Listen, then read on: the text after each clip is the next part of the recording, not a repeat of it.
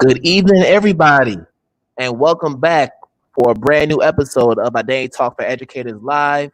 The unsung heroes of education are here on this show, and we have a finale episode tonight.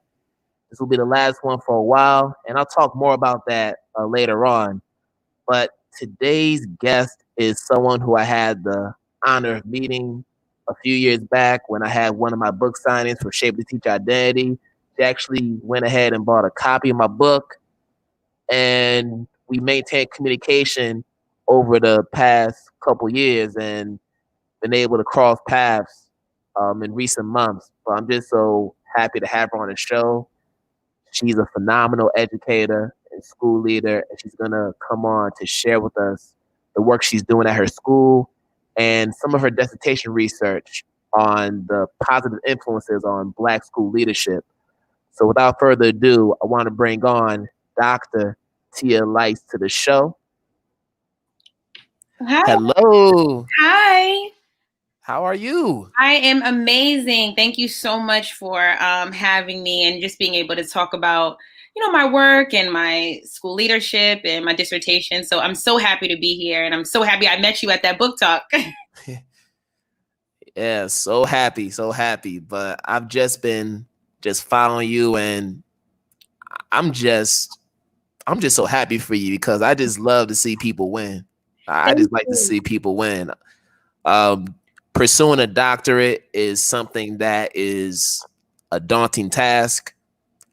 I actually went through the process, applied for it, but I know personally that's not something that I have the stamina to do at that moment. And we are pursuing a doctorate, and you know this very well. You have to have that willpower. You have to have the stamina to push through it because it's not easy. It's not easy at all. So I took that assessment on myself, and I realized maybe now is not the time. You can never say never to that, but I'm just glad that other people are doing it to let us know that it's possible and it can be done. Well, guess what? If you ever want to talk about that journey on a later time and date, I'll be happy to share that with you. But I deferred twice, so I completely understand. Wow, and you finally got it done. Finally got it done. That's the most important thing. You got to the destination. So let's get right into the conversation. So a question that I ask all my guests is, tell us a little bit about yourself and what brought you into education in the first place. So I am Tia Lights, Dr. Tia Lights. I am a proud historically Black college graduate, class of 2005 from Johnson C. Smith University. I worked on my master's of business administration from Cambridge College, my Master's of Education from Lesley, and my doctorate class of 2020 from Northeastern University.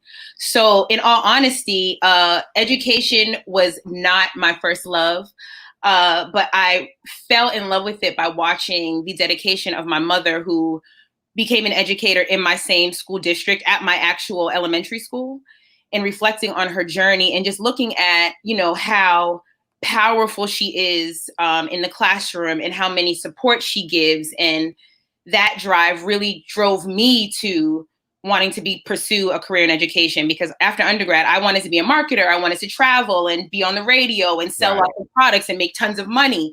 And with the grace of my parents just giving me a year of just less financial responsibilities, I was able to figure out my life and figure out that education was my passion, giving students some elements that I didn't think I had, from K through 12, sharing with them the experiences that I had at a HBCU, because that's a big part of my platform.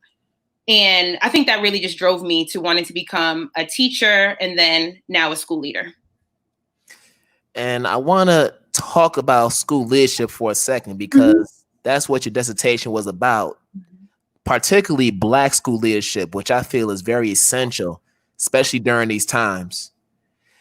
Now, as you were doing your research, what were some of the biggest takeaways you gained from the research on Black school leadership and how it influences and supports positive outcomes for Black and brown students in our urban schools?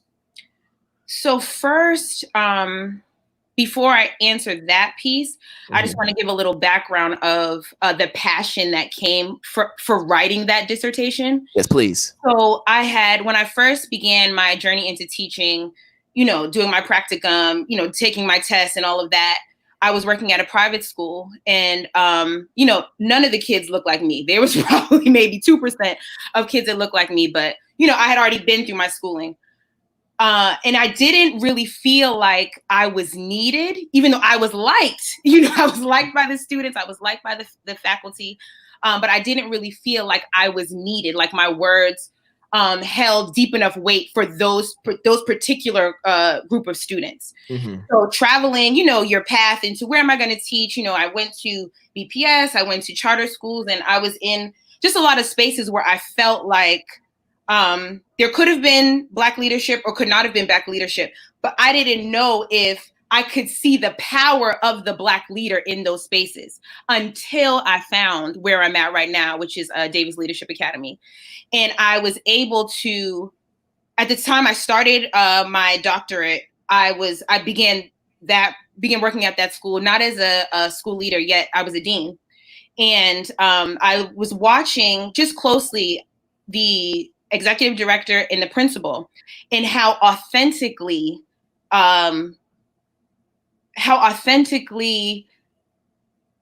they just reached the students. It was like a certain zest, a certain element that they were giving these kids that I feel like set them on the path of success.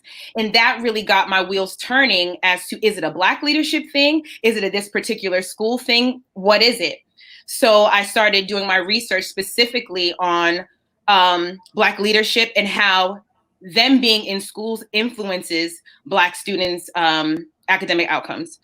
So I think it's one of the biggest takeaways from the research. It was extensive research. Okay, it was extensive research, and I was able to do an analysis on just a wide range of current principals, retired principals. The criterion, you had to have been a principal for more than, you had to have been a school leader for more than 2 years. So newer principals, all Black, all identifying as Black, both male and female. And one thing that I found that they all had in common was, well, two things.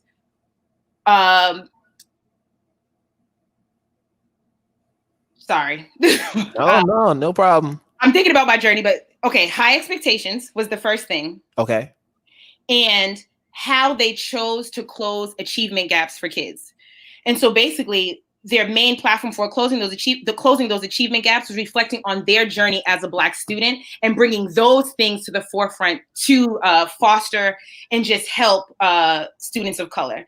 And I think them having the lived experiences, the shared experiences of these students help them to navigate these students in the right direction. So those are like my biggest takeaways.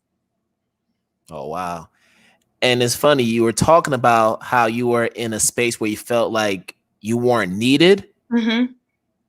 And that's how I feel about my work as an educator in general. I just feel like I would be out of place if I wasn't in an urban school. Because I feel like I wouldn't be needed as far as my services. And given my mission, given my purpose for doing this work, I just can't be in a place where everything's already provided for them as far as facilities, as far as supplies, as far as technology. And I don't know if that's a bad thing to, to think about, or that's just how I'm built. That's just my DNA as an educator. I just couldn't see myself in that situation. I've even told people, if that day ever comes where I decide, you know what, I might need to just go to this suburban district that is totally the converse of what I'm used to, maybe that's the day that I decide all it quits. So what's interesting as you're saying that? So I was part of the MECO program, K through 12. Oh, my wife was too. She did it in Arlington. And so as a student, I didn't feel like I was needed in my classroom.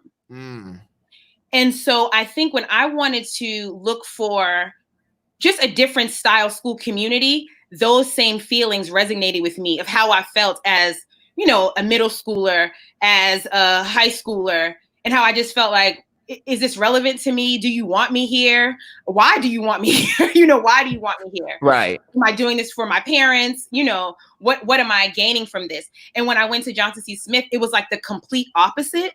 It was, we want you here. We want you to be great. We have this growth mindset for you. We want to, you know, make sure you're crossing every finish line that you want to cross.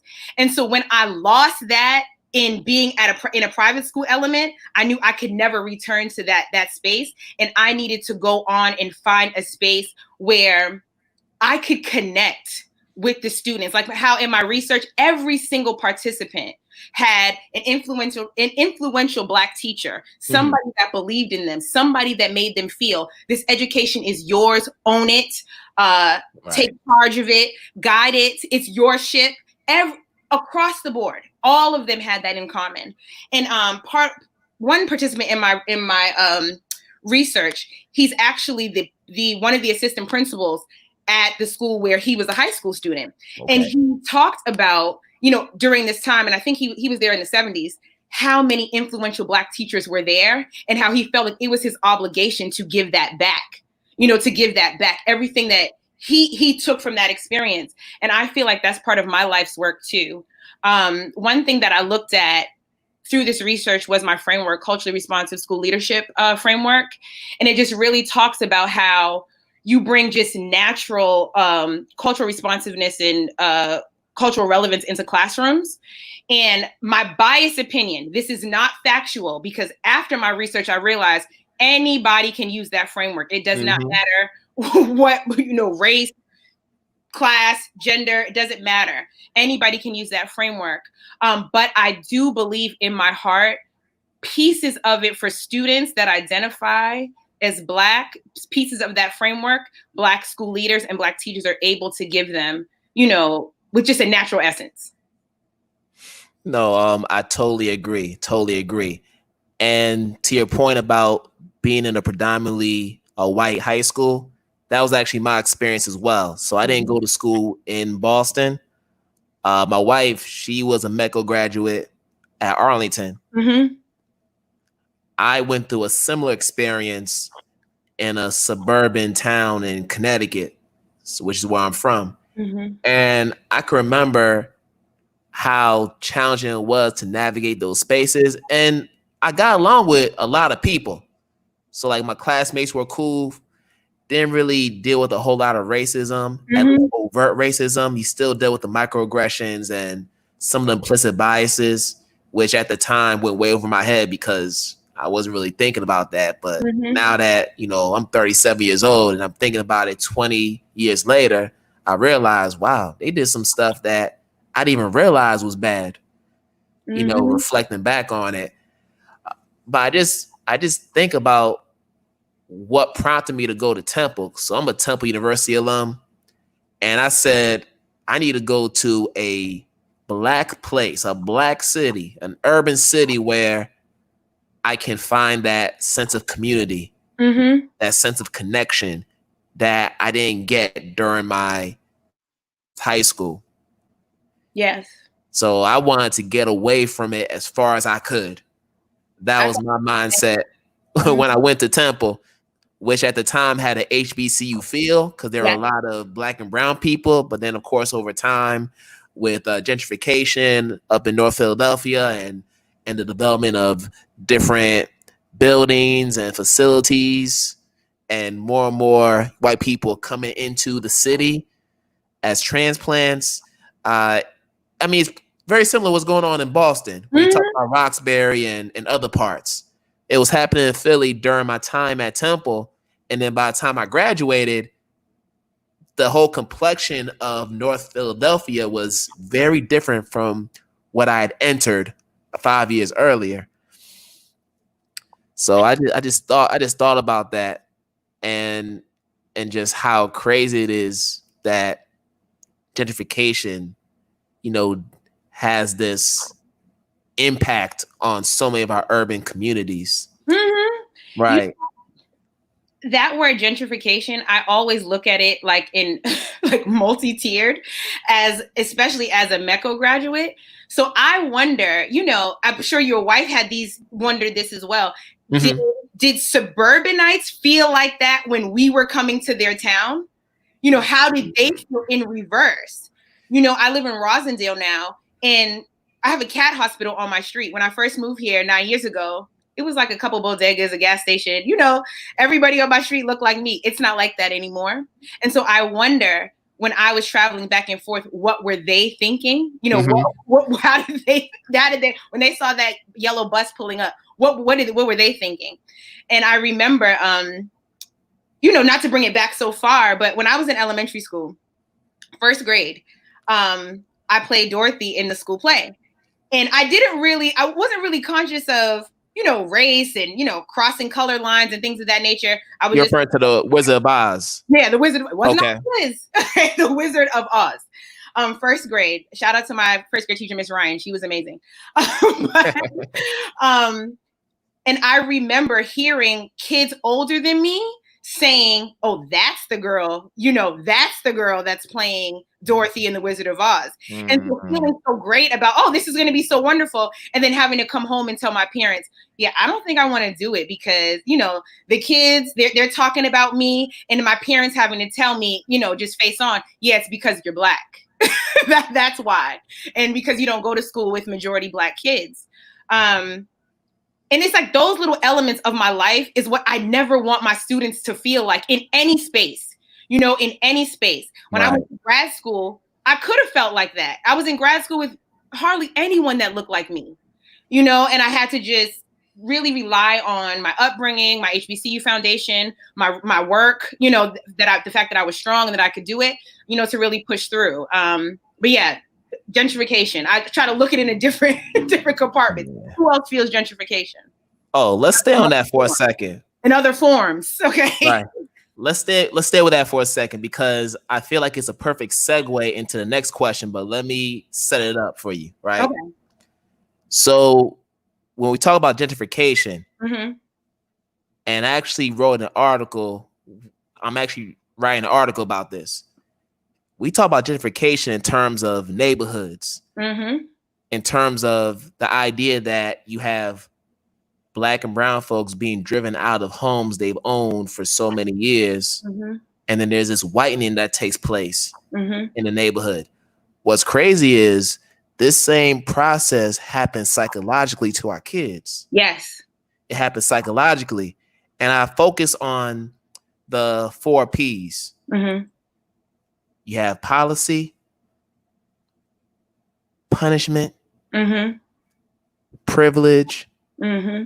and then pedagogy. We talk about what happens with AP courses in high schools. We talk about the whitewashing of our American history curriculum and all these different things that we do within the classroom setting mm-hmm. to prevent us from learning about our identities and who we are.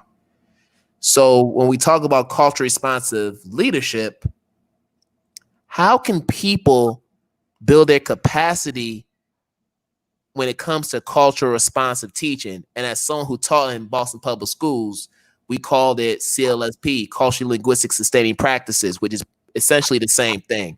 We have different terms for the same thing. But I always wondered, what measures can school districts take to ensure that school leaders like yourself are engaging this work with fidelity? I know you're already doing it, but there's some who aren't, if we're going to be honest. So how do we ensure that this is something that's done with fidelity and is not something that is looked at as a checkbox item for compliance purposes? So the first thing I think is actually facing the problems and realities that are happening within our school districts. Mm-hmm. And not to offend anyone, but I think there's a couple of things that's happening. The first thing is sometimes I think that some people get into education as like, I worked at a camp, so I can be a teacher. It's not necessarily like that. Or I can be a school leader. It's not necessarily like that. It's certain aspects that go into wanting to do the work for the betterment of the students. That's the first thing. Right. The second thing is, I think that all of us, regardless of what we look like or where we come from, we all come to the table with some sort of internal bias, and we need to basically dump out our invisible backpacks and try to address our own issues of biases before entering or before being able to really, really, really do that culture responsive work within schools, you know? Mm-hmm. And I don't think that it should take, I feel like this work should have been done, you know?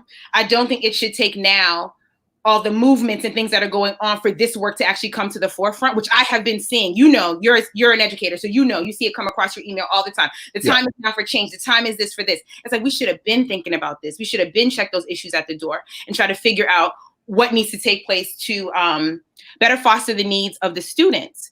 And I think a main part of culture responsive leadership and culture responsive work in classrooms is analyzing the needs of the students and families, right?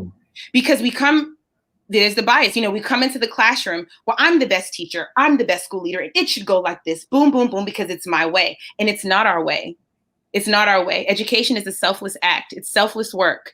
And so it's almost like you're not a physician, but you're almost like it. You know, you are working on the minds of these young people. So you need to really figure out what they need, and not like on a surface level, not, they need some multiplication help. Not that. What do they need on the inside to be their best self? How are you going to raise their growth mindset? By making them aware of who they are and affirming their identity in your classroom, in your school. You know, right. That's a big, big part of the work. I also think there needs to be some accountability on relationship building between admin, teachers, students, and families. You know, I think it needs to be one conjoined family with one shared vision and mission of what they need to accomplish within the school year. I think that really helps with the culture work, because you're building your own school culture based on the cultural needs of the people that you serve. Keyword serve. There you go. Keyword serve. I think that a lot of the cultural responsive work that we do in my school, our work, I think, is it's so natural. So I'm very proud that our school hosts, majority teachers that identify as people of color. And we're one of the only leadership staff in our city that is all people that identify as Black. So I think our lens is a bit different when it comes to growth mindset and always setting those high expectations. And I think that's also part of culture responsive school leadership is, you can meet students where they're at, but you push them to the highest. And I think where a lot of the breakdown comes in is that we say, okay, they're coming to us like this, and this is all they're capable of giving. It's like, we are the people that's supposed to go to mold them and support them and help them to reach their highest peaks. And that's what we're there for. And I feel like that's part of culture building, because, as you said, our history has been erased. We come from, kings and queens and goddesses and people that built this fine state that we're living in. And I feel like when we address those issues, our students feel empowered to be their best selves. Whew. You said a mouthful. But I want to touch on a few things. Absolutely. I think, and I'm going to play devil's advocate, because I agree 100% with everything you're saying. But there's some teachers, even some who look like you and I, who will say, well, you know what?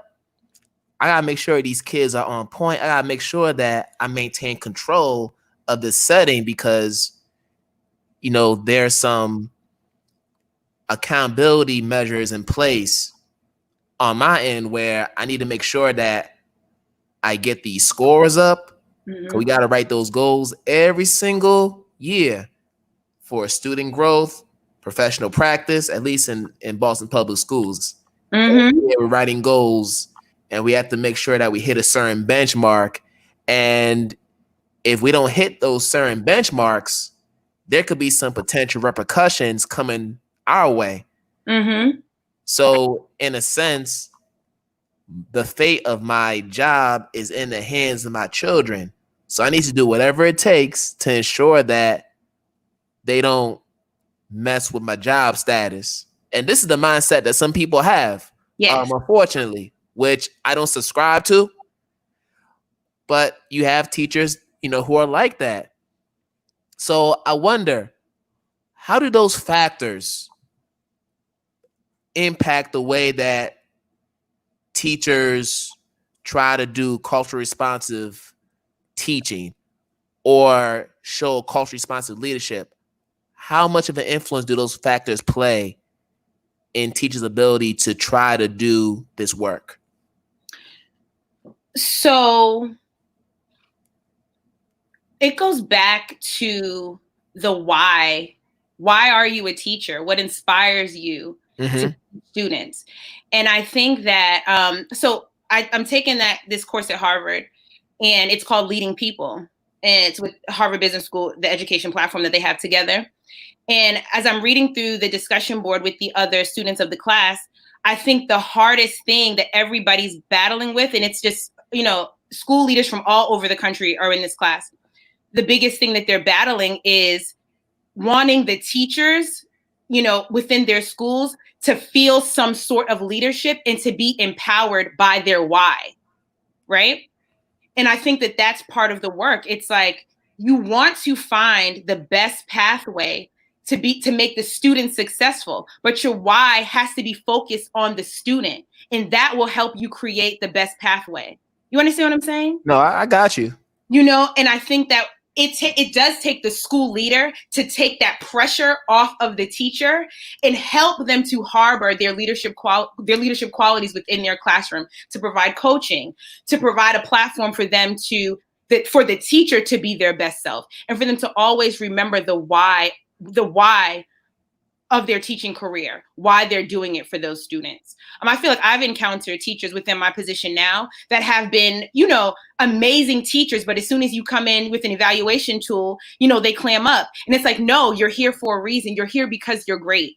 And it really takes the school leader to emphasize that to the staff, the teachers in the school, to really empower them.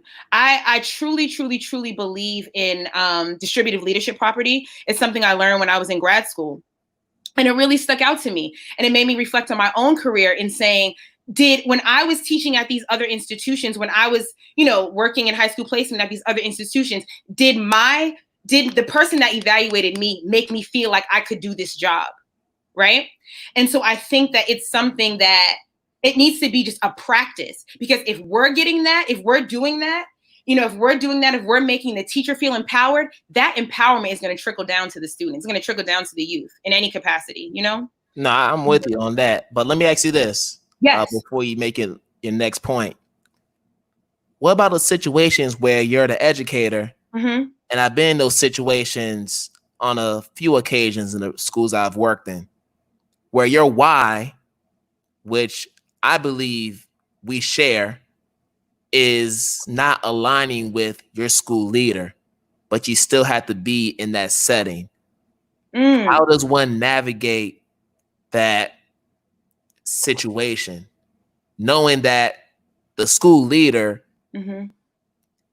doesn't have the same belief system, doesn't have the same philosophy as it pertains to how to educate kids as you do? Yes. I have actually been in that situation as well. Don't take my route. I quit. I just found a better space that was for me. So what I have been practicing now is fearless leadership, not just in my role as a vice principal, but in life.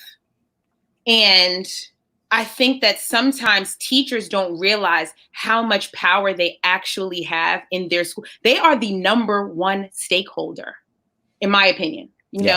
They are the number one stakeholder. School leaders are not in the classroom every day. They're not in the class. They have other obligations, or, they could just, or maybe they're over evaluating. And even that in itself is not correct. It's not empowering being over evaluated.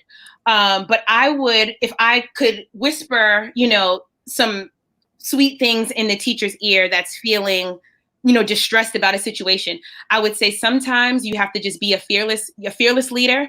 Find allies within your school, maybe outside of the principal, maybe the assistant principal, or maybe the executive director. And I think that the work kind of speaks for itself. If the teacher is coming to the school with zest and with chutzpah is my grandmother's favorite word. It's just they're all chutzpah. Let the work speak for themselves, because the advocacy comes from the students, from the parents, getting the parents on board, and from the other teachers in the school. I believe a lot in advisory systems in school. So at my school, which I love, so we have our admin team, but we also have our content team leads. We have our grade level team leads. And I think that balances the playing field. And I think a lot of schools are on board with that type of, how they allocate leadership roles within the school. And I really, really feel like that gives teachers a sense of peace, a sense of comfort, a sense of complaining. I'm sure people have complained about me. I'm so wild in my school. I'm sure they've complained about me plenty of times. But at the end of the day, they know they have allies. And I truly do, that principal you described, that AP you described is not me. I always want to make the teacher feel empowered. And it's something that I'm working on right now. Hence why I graduated with this doctorate, and I'm still finding myself in classes trying to figure it out. Yeah. Kudos to you for that. There's no I in team, period. There's no I in team. Kudos for you for doing that, because not everybody subscribes to that. Yeah. We always talk about educators being lifelong learners, but not everybody believes in that mindset. Mm-mm. There's some who believe that there's a finality when we talk about our capacity to learn and to grow as educators. And we know that's so far from the truth. Yeah. But I want to touch on culturally responsive leadership, stay on it, but I want to segue into restorative practices, because I feel like we can't talk about culturally responsive leadership without talking about restorative practices, especially now with all the traumatizing events that have transpired over the past few months, from COVID to all the racial tensions and everything else. We need to have more of a focus on restorative practices. So I know that your school does a lot of restorative practices, and I wanted to ask you how restorative practice is maximizing student performance within your school and helping to build a positive school culture. So restore means to repair, right? It means to repair. And I think that the biggest repair that a lot of us educators right now, we are trying to repair and dismantle that pipeline to prison, right? Yes. Which we can track starting as early as third grade. So when I came to DLA, I came in as a dean, and it was the first time they had a female dean, which I was very empowered by that. And I remember in my interview being scared, saying, I don't really believe in suspensions and tearing students down. I actually believe in restorative justice. And the principal saying, me too. And I felt I knew that was the place for me. I think that Black and brown children, especially Black and brown males, they face a lot of adversity, a lot of adversity. Mm-hmm. On TV, we see it in social media, we see it in our schools, we see within the classroom. We see adversities they have to face in terms of teacher interactions, right? And we need to repair that. And that's the restorative approach. So let's take a mistake, right? I don't like to say, a punishable action, a mistake in my terminology, a mistake. We need to empower the student to own that mistake and rethink it, right? Right. Rethink the mistake so that it doesn't look like they're being chastised, and that they can't take this thing and recreate it into something better, or recreate their pathway, or put on a different shoe and step a different way, Right. And so when I came to the academy, I saw, some students that would be aggressive with me. And I would say, hey, that's not going to be our relationship. My relationship with you is going to be, I'm going to ask you thought questions, and you're going to pick my brain and ask them back to me. And we're going to repair this thing. I'm not going to put you aside or set you aside or say, hello, guess what? You're suspended because you swore in class. So what if you swore in class? You know, we're taking the student off the educational track by dismantling their safety. You know, kids want to be themselves at school. School should be a safe place, a safe environment, not safe in terms of I'm not going to get beat up, but safe in saying, is it okay for me to learn here? Can I be myself and learn here? And I think that as educators, school leaders, deans, people that, you know, go over the policies of what is a suspensionable item within schools should really think about that. Do your students feel safe learning in that environment? And how do we create spaces where students can learn in that environment? And that's like my main restorative approach. Create the environment for the student. Everything for me is student-led, not led by me. Student-led. What do they need, not what I need. Right. And that's really my mindset when it comes to how we should approach school reopenings and coming back in the fall. Yeah. Because we're spending so much time figuring out how to flip the classroom with all this technology. But we're not spending nearly enough time talking about how to flip the system, which should have been flipped a long time ago. And I just think about a very recent example, which ties to what we're talking about. And it's, I don't know if you heard about this story, but there was a young lady, 15-year-old high school Black girl from Michigan.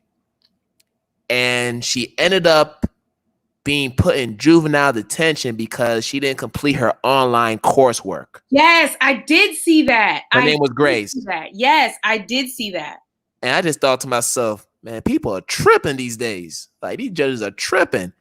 And I just thought they're using basically past behavior to justify an irrational decision made by the judge, essentially. And this happens time and time again with Black and brown people, especially those who are being harassed or who are being dehumanized at the hands of corrupt police officers. They use these same tactics to justify the killings of so many of our people. And to see that happen to a 15-year-old young lady, and regardless of what her classification was, regardless of whether she had a 504 or an IEP, that's irrelevant. Well, actually, let's talk about the IEP for a second. She had an IEP, which means that she needs interventions. And for anybody who knows at least a little bit about IEPs, we know that these are legally binding contracts. And for some kids, they need high-level interventions, which you can't do in a virtual setting. There are certain things that have to be done in person, but we know we can't because of social distancing guidelines. It makes it difficult for teachers to follow through on the IEP plans for the students. So it's a really tough situation, right? So I'm just wondering how we can talk about reopening school, separating desks, keeping them 6 feet apart, lowering the student-teacher ratios, but yet we have young ladies being thrown in jail because they didn't complete coursework. I'm sorry, because they were struggling to adjust to a new normal of online schooling, which all of us are struggling with. Even teachers, principals, superintendents, everybody. But she gets thrown in jail. So, no shade to any teacher. No shade at all. Okay. This was our time to really show differentiation in instruction, differentiation in material, right? This was our time to do that. So I'm thinking back to, March 13th when my school closed. The first thing we did was like, okay, we have to make packets. What are we going to do before we get this online platform doing? So we're rushing to make these packets. And I remember just chuckling with my teammates, like, yeah, we got to figure something else out. So we're looking at, the new approaches and how are we going to make the learning accessible, equitable, fun so that you even want to log on to do the work. There you go. Still remaining some type of connectivity with the not just the students, but their families, other staff members. Like, how are we going to create this new normal that probably, because COVID ain't going nowhere for a long time, how are we going to take this and transfer it so that we can maybe slide back into school, but then still have a solid platform if we need to do, you know, a hybrid model of both, right? Right. So that was something that we talked about. So we really, really looked at the curriculum that we were putting up, and we did, you know, Boston teachers, a lot of us use the PBS things, but we added additional supplemental material that would make those lessons that we put on our portal, you know, alive and well. So then we transferred also student events into our online platform. Wow. So a student didn't want to do their poetry assignment. Cool. But we're going to have this poetry slam. And guess what? You want to write a 16 bar? Go ahead, do that. Let's put it on our platform and see. And that raised our level of student engagement in terms of writing, right? So we thought about all of these creative things that we could do. We looked at pop culture, you know, and then something that shook us all, you know, we're looking at these murders of innocent, you know, Black people within our nation, right? We took that. So we started doing things in terms of activism, getting more students involved in doing work. Because now we're not just writing because we want to, we're writing really, really for a purpose of right now, right? So we constantly changed how the level of our curriculum was moving and how it would actively engage the student and the family. One great thing that my principal, Mr. Forrest, did, he started a platform called Spell House. Sidebar, our school is dedicated to giving the middle schoolers HBCU experience. So we started this thing called Spell House, where we spoke to people, you know, from Detroit, Chicago, Boston, leaders in our community. Wow. We had the Assistant Attorney General, April English, speak to our kids. We had the people that started the Black Lives Matter protests in Boston, the huge one. They talked to our students. We had people from Accenture talk to our students about things that they could do to make their curriculum come to life and how they can be their best self. And we incorporated that into our curriculum. So now that we are potentially going back to school, how are we going to keep that maintenance? How is that upkeep going to be? We're going to keep transferring those things onto our platforms now. One thing we're going to do we always want to honor the families and give them voice and choice. And, you know, so we're sending out all of these surveys to families and parents and asking them, what do you want? Do you want to go back to school? Do you want this? And we're deciding kind of like working with like a hybrid model and giving, you know, families the option of what they're going to do. What are they going to do? Because we're working for them. We're on their team. Once again, selfless work. Yep. Selfless work. I cannot say it enough. Education is selfless work. Selfless work. So really taking ourselves out of it and just really building systems for parents, students, and families. And then also really taking into consideration, as you said, we're dealing with these things too. We're dealing with COVID. We're dealing with racism. We're dealing with y'all, their president, not mine. We're dealing with that. We're dealing with that. So really putting systems in place to foster our teachers and to have them feel empowered by the work and have them feel empowered into coming back into this school equation. So of course they're sitting on our meetings. We have a meeting. Rachel says Spellhouse, you know it, girl. We are really putting those systems in place for teachers to own leadership too within the school. And I feel like that's really going to set this whole new movement up for success. But really, really, no shade to any teachers, this was our time. Fearless leadership is what I'm working on. I hope everybody practices fearless leadership, but it's, you know, reevaluating the systems and not being scared to try new things for the betterment and greatness of your students. Oh yeah, this is time. This is time for us to revamp the way that we do education. Yes.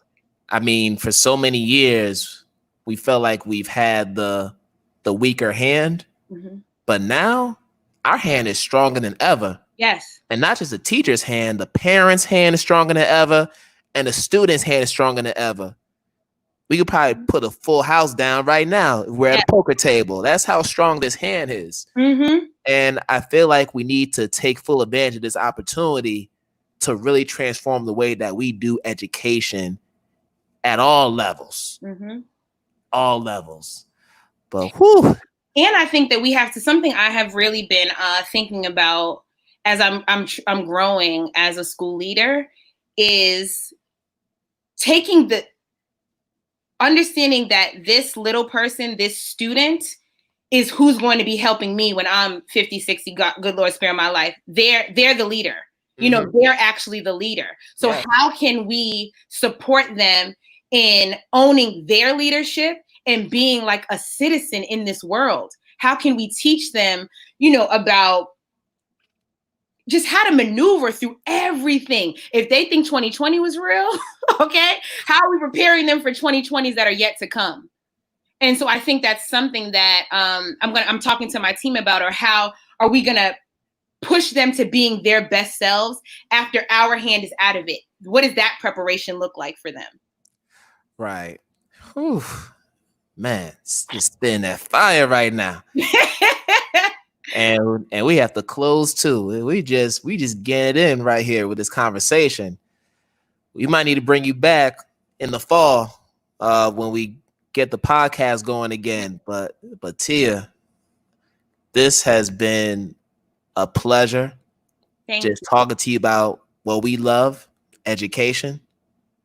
And before you go, if you could just share with our viewers, I know some of them are your friends, but there's some who may not know who you are. Please go ahead and share your social media handles so that they can continue to follow you and continue to engage you and support all the work you're doing at your school and beyond.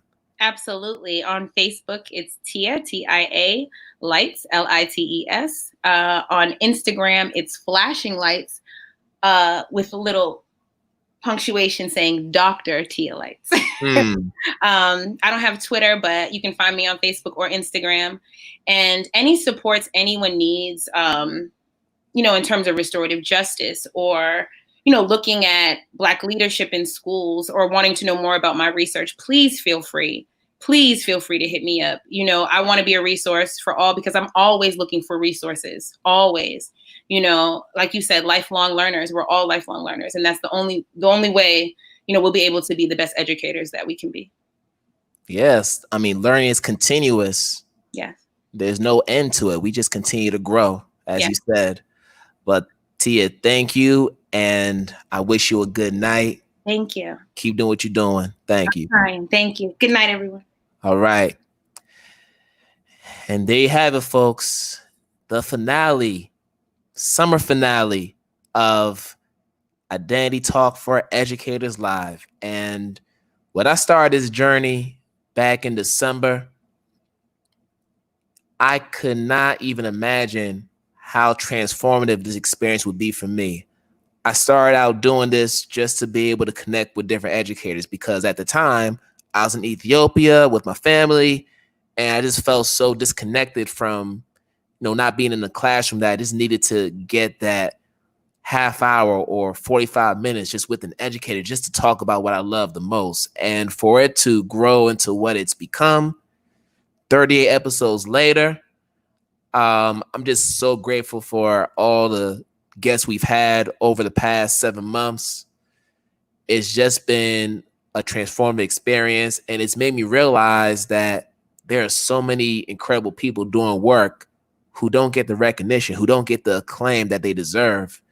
And all they need is a spotlight to just share what they do and love the most, and that's empower our children. So that's just my spill on that. But I do want to share a few announcements before we sign off for the next several weeks. And the first thing is